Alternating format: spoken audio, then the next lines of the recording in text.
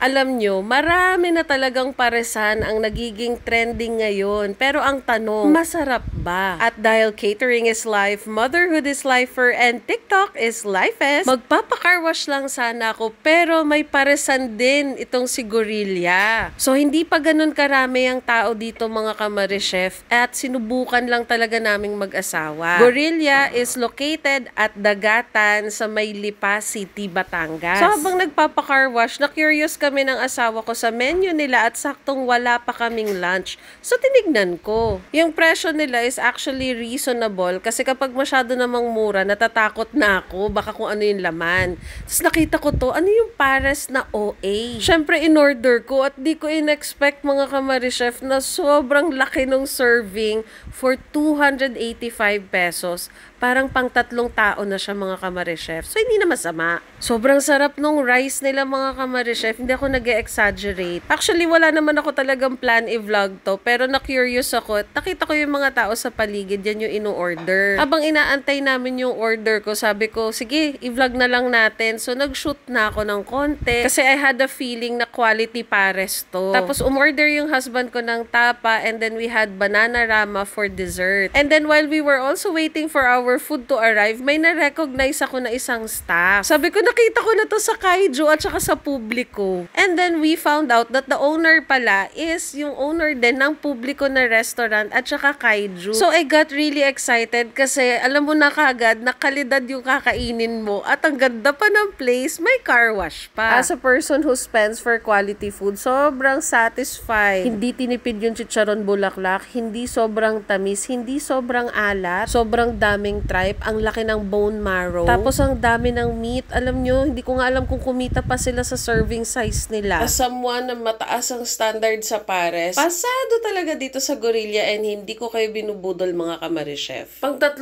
tao yata yung serving size nila, basta ang dami. So ayun lang, panalo din tong banana ramen nila at saka yung kanilang gulaman.